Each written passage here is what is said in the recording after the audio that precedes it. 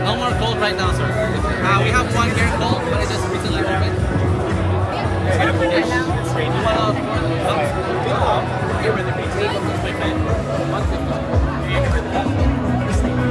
You know how? Yeah. I think. Okay. Yes, ang session na lang sa akin. Sorry.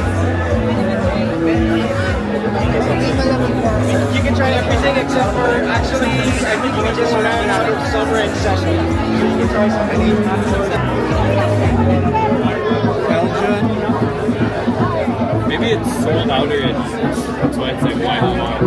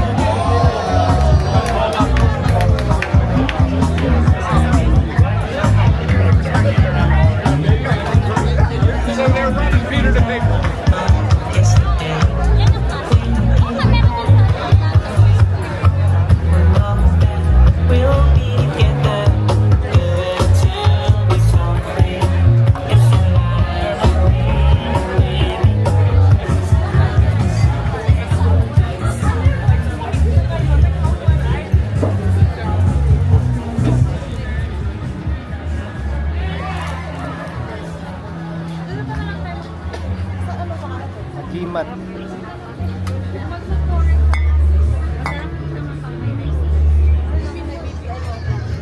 Bacon vodka. Yung mga kaibigan narinig yung bacon. That is what Lima sila eh. Pwede isa ka na lang. Wait, hold up. Okay, jumping sir. So, Jones.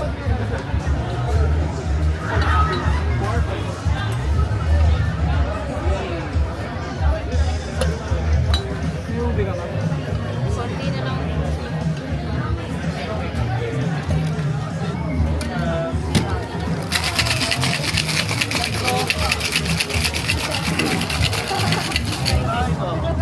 Tubig. Tatlo pa?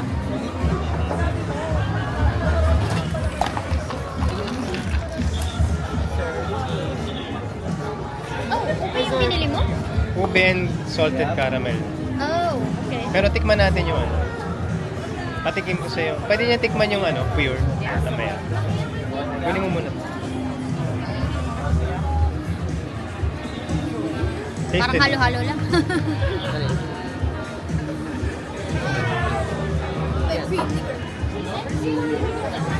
Lasang ube nga. Pero ano, malalasama yung alcohol.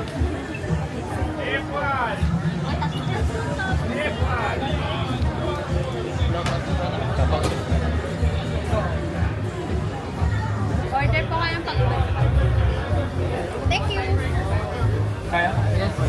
Pero malalasama yung alcohol.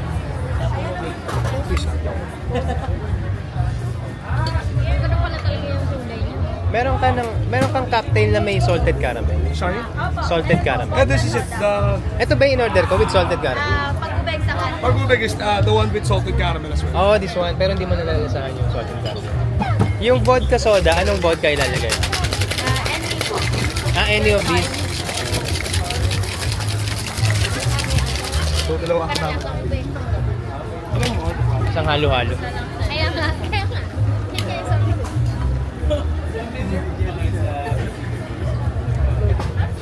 Steleria Barako. Ang pagkakasing ako.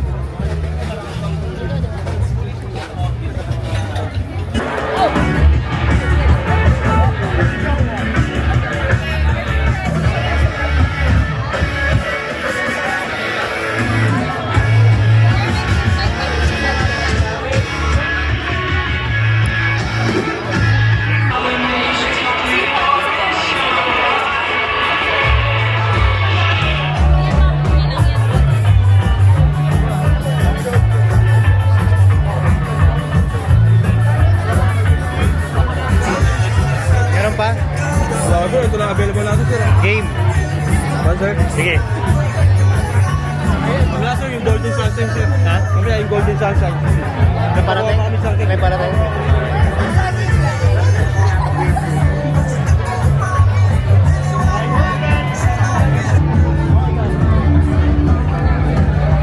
Guava and passion fruit.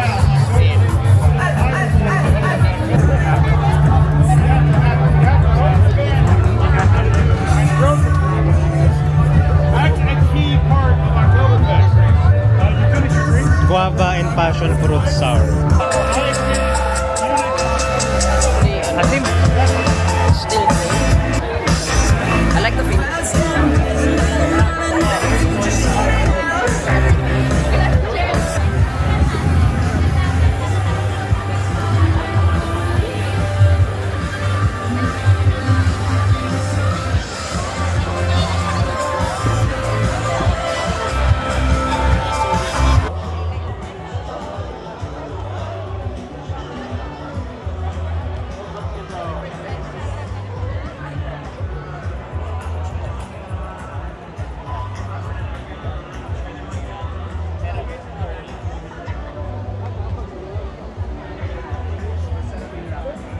Welcome to the Craft Beer Festival. This is in Ayala Triangles. Ang iniinom ko ngayon is the one from Three Line Ales. This is, ano nga ba to? Passion fruit and, I forgot. It's passion fruit sour. So, medyo maasim siya. Also in this event are some of the most prominent and biggest craft beer brands dito sa Philippines. There's Nipa Brew, there's Bulul, there's Encanto, nandyan ang El Deposito, nandyan ang Three Line Ales, nandyan din yung Monkey Eagle, and ano pa ba mga nakalimutan ko? I'm not sure kung nasabi ko lahat, pero marami sila dito. It's a free event. It's a 2-day event. This is day 2. Today is Sunday. Kahapon nagsimula sila. Ay, no. Sunday ba today? Today is Saturday pala. This is day 2. Today is Saturday. Kahapon nagsimula yung event, Friday. And there's also a stage over there.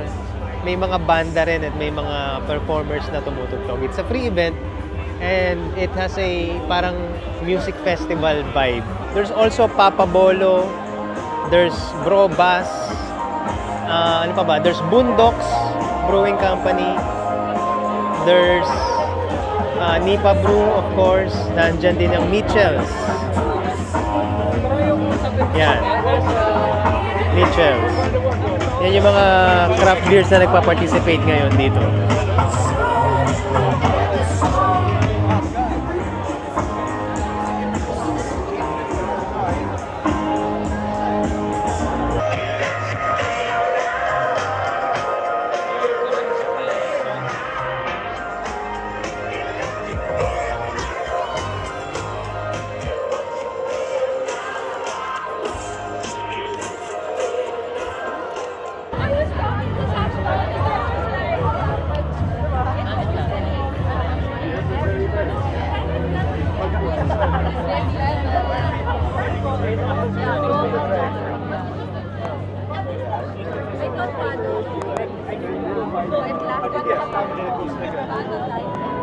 I would see if like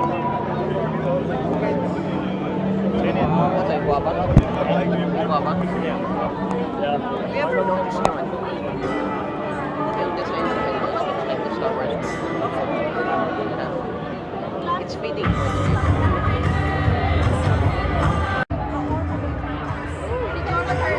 for the losing weight, huh?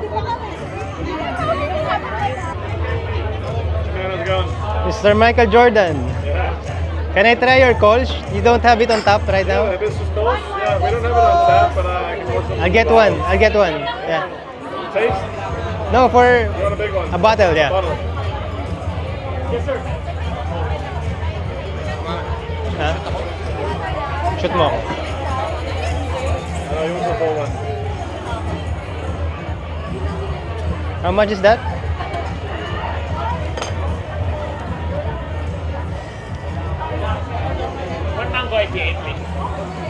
What's the cost? Cost? 180. Okay, it's 180. Yes, I'll be right back. Thank you. Change.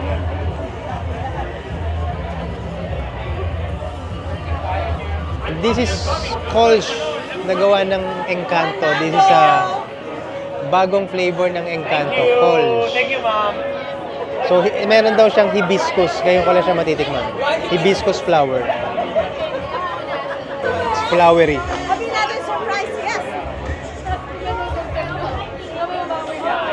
Yeah, so this is Hibiscus Kolsch by Encanto Brewery. That here is Mr. Michael Jordan, the master brewer of Encanto. Hi, sir. I do. Tastes good. Like it.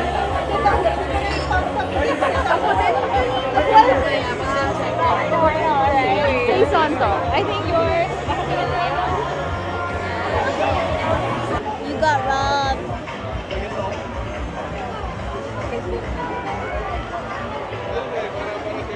This is a new flavors ng beer nila, kakalabas lang. Parang a month ago. It's Kolsch. Kolsch is a type of beer na meron siyang characteristic ng parang, I don't know how to describe it, but it came from Kolsch, Germany. Kolsch is a place in Germany kung saan nag-originate itong ganitong klase ng beer. Originally, this kind of beer ay galing dun sa river. Yun yung distinct na characteristic niya. Yung flavor ng beer galing dun sa river kung saan kinukuha yung tubig na pinanggagawa para pambrew nitong beer na to. But of course, eventually, ginagaya na lang ng mga ibang brewer. Of course, not everyone. Not every brewer can get that water from that particular river in Kolsch, Germany. So, this is the version of Encanto ng Kolsch. Meron siyang hibiscus flavors. It's very flowery. It's very flowery. I can taste the... Parang kang umiinom ng pabango. Pabango na very refreshing naman siya. At saka parang pinaghalong tea. Tea at saka pabango. Flowery. I like it. Guys, what is the correct pronunciation? Is it hibiscus or hibiscus? Let me know down in the comments kung paano sabihin talaga yung bulaklak na yan. Hibiscus or hibiscus? I don't know. Comment down below. Dami ko pa sanang gusto tikman, kaya lang ang aga na ubos. Sold out na lahat ng mga flavors or yung mga brands ng beer na gusto ko sanang matikman tonight. Ganun talaga. In demand ng mga craft beer, ang dami pumunta. Lalo na mga foreigners. Ang dami mga foreigners tonight.